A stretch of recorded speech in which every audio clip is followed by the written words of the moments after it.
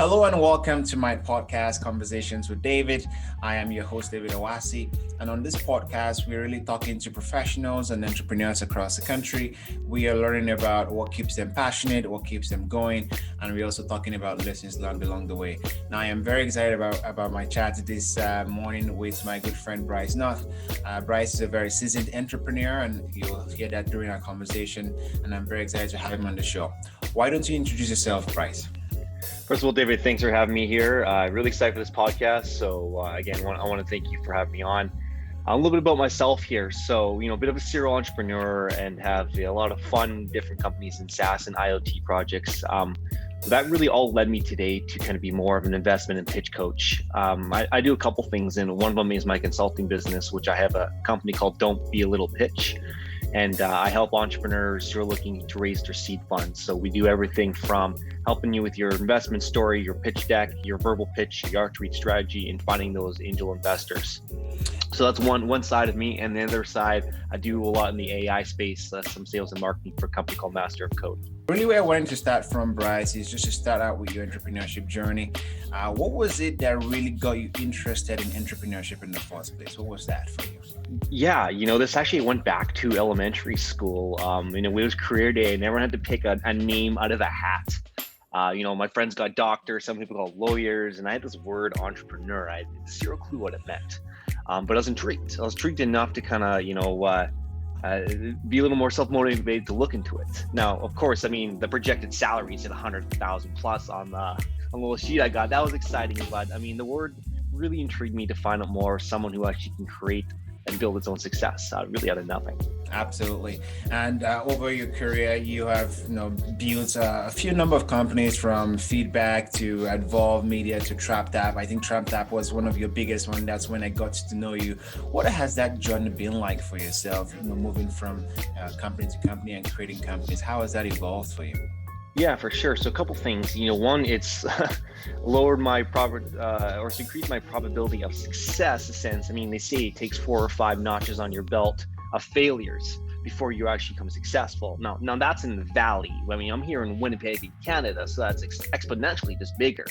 So it's got me a little smarter throughout these ventures and these failures, how to do things right the next time, and how to not focus on timing, because we can get that later on. Timing is never an issue.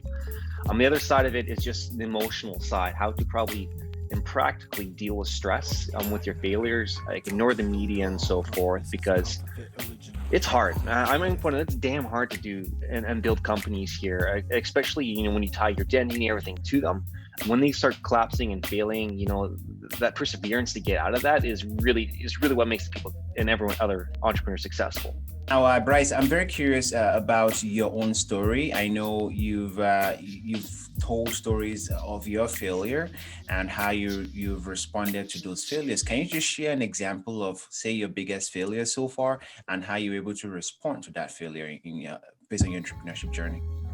Yeah, absolutely. My biggest failure. I have so many of them. I guess my biggest failure in my rock bottom moment, I can break this up into 2 things. One was, with Advolve Media, how, I put business and everything first and, lost my relationship with my best friend, lost my company and so forth and that. And then TrapTap, which, my biggest failure, which was my biggest company, was just like the timing side, the rush behind everything we're trying to do on that front. So, with Advolve Media, we risked everything. We held on that company way too long. I talked about the hype, I got at the very beginning. That's my first big company. It made me believe to hang on way too long with that company. And I had friends in the company and I pushed them, quite hard, because I believed that, we were not going to fail, because that's what the media said, that wasn't really realistic. I moved my life to Kitchener. We raised a bunch of money and things just started failing out there. Someone stole my idea out there. We lost our funding that we were promised to go into the program. My team quit on me.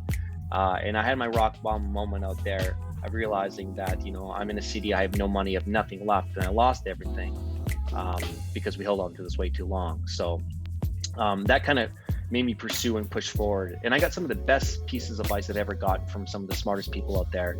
I had one mentor tell me that after I had a really, really bad week of really bad things happening to me and everything failing, he told me I had 48 hours to really, take all that stress, and deal with it. Pretty much take that 48 hours and deal with all the stress by, crying, screaming, yelling, venting, whatever it takes, and come back with a plan fueled by that failure, and which is really important.